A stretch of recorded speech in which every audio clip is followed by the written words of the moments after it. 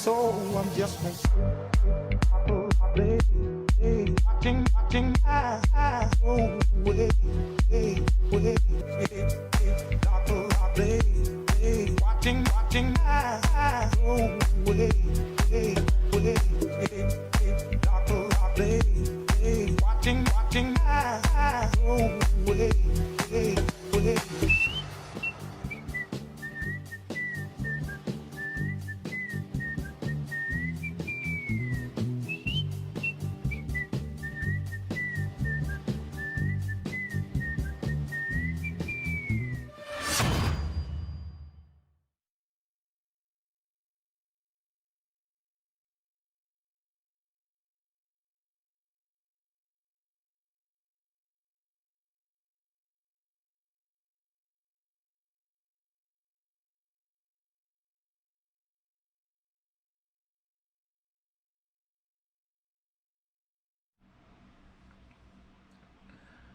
Good morning, and welcome back, welcome back, welcome back.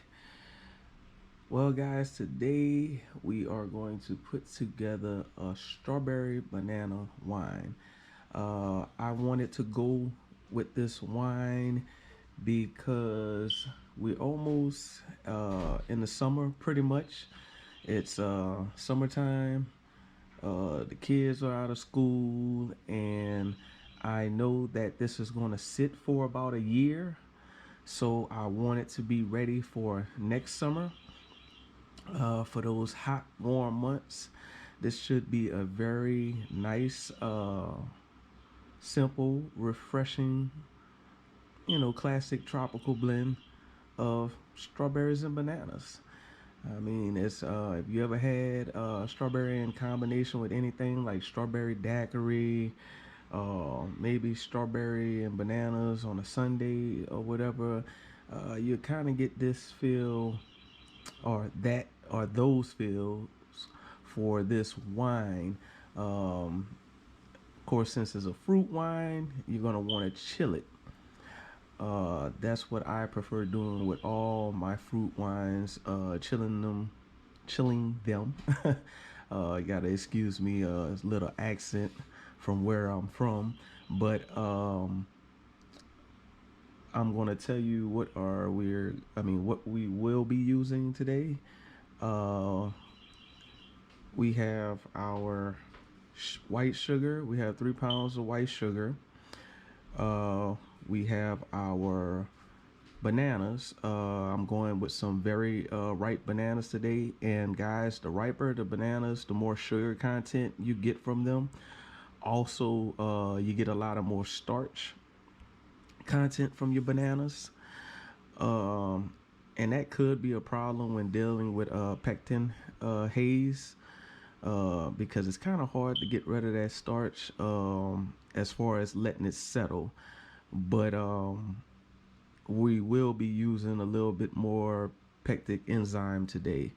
Um, we also have our strawberries, which was frozen. I let them sit overnight. I might have hit something in the refrigerator and punched a small hole or something in the bag, but that's not no big deal. We'll just dump that juice into the pot when we get to it. But I got strawberries from Rouse's. Like I said, brand shouldn't matter too much when you getting product, but like I said, this is just a simple put together of a wine. I'm not going too into depth with my quality. Uh, I am OCD about that sometimes, but that's when I'm really making my own wines, my specific wines. I tend to go with a lot of better quality stuff as I feel, but for everyday use or everyday drinking or just something doing at home for for fun, like we said, the strawberries that I picked up is fine. Right next to it, we have our gallon of water, and I know that I have some chemicals over here, but we're going to talk about those last. Um, we have our Red Star Premier Blanc sitting over here. Like I said, it's the equivalent of EC 1118. Have some great value black tea. That's for our tannin. And back to our chemicals. We have bentonite. Um, for me, guys, bentonite comes in handy. I have seen a lot of videos. There's one guy who done a video using different clearing agents. Uh, bentonite does come in handy, but for me, it's only sometime. I do find a lot of times, like especially with banana, because I have used it a few times. That's probably my third little container of that. When I'm making banana wine, it works well with pulling those particles out of the wine. Um, I guess in a sense you can say clearing it up, but it does help with pulling some of those particles out of the wine and pulling them to the bottom. Like I said, I made a banana wine for my line, my actual wine line, and it made almost 2 inches. And I'm saying on the higher side, it might have been 2.5 inches worth of pulp and debris or whatever, was sitting up in the wine that settled at the bottom. And I wish I could have shown you guys, but that was a lot of stuff that settled at the bottom, a lot of sediment. But we will follow the directions on the bentonite. With the bentonite, you're supposed to use half a teaspoon per gallon. You start it off. You can use a measuring cup. Uh, Maybe use about 2 cups of water or up to 4 cups. It's up to you. Put the bentonite up in very hot water so you can boil your water, or you can like boil your water on the stove and get it hot, or you can put it up in the microwave and get it hot. Then gradually stir your bentonite in a little bit at a time, and you want it to form like a slushy mixture, but you want it dissolved before you add it to your must. And also you want it to be cool before you add it to your must. Right next to that, we have some peptic enzyme. I say enzyme. I'm sorry, guys, but as it reads on the bag, if you want to know what it says, it increases juice yields and prevents pectin haze.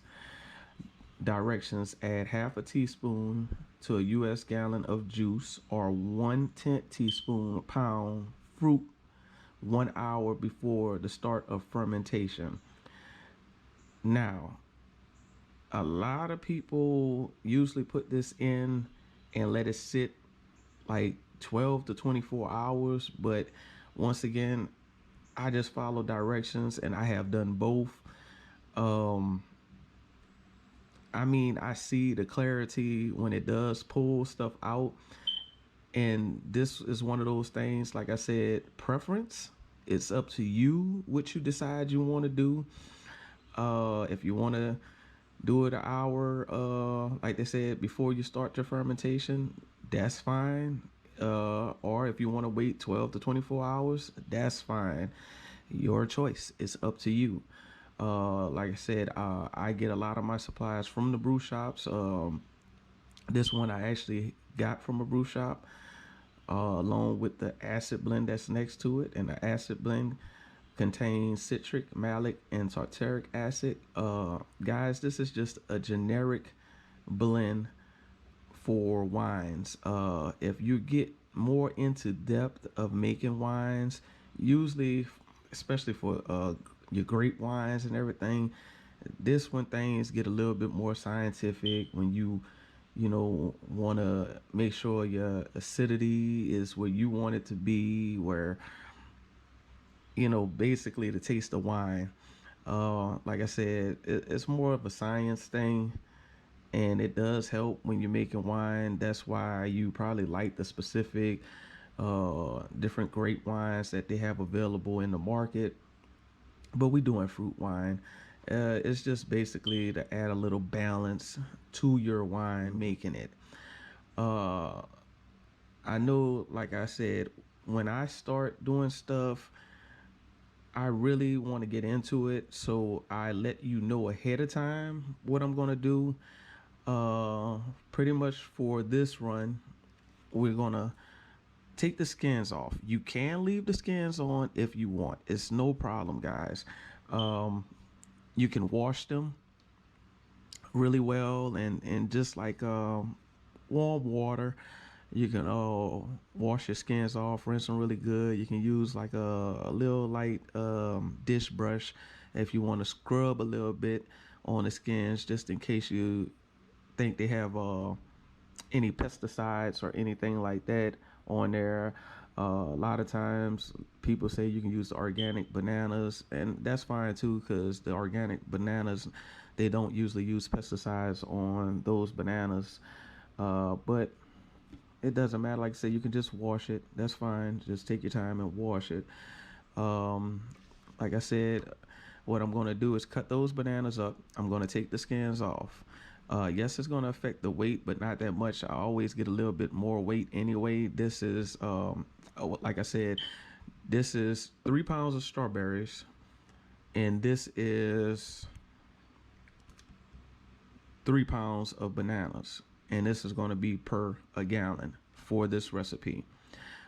If you guys want to scale up, that's fine. You can go up to 5 gallons. Um, you go scale up everything. Like I said, I gave you the measurements on that. So on like your chemicals over here, you can scale up over there if you want to. Um, and I said if you want to, but you know what I mean. You can scale up everything here, multiply but what you're trying to scale up to, 2 gallons, 3 gallons, 5 gallons, 6 gallons, so on, so on. But you probably noticed something else here. The 1 gallon carboy that we have sitting up in the back over here. This is what we're gonna put our liquid into when we finish. Basically our must. And this device up here is your bubbler, aka your airlock. So that's what we're going to use when we finish with our liquid. But like I said, we're going to basically cut our bananas up, then slices. You can do it up in halves, no matter what you do. It's up to you. You put it up in a pot.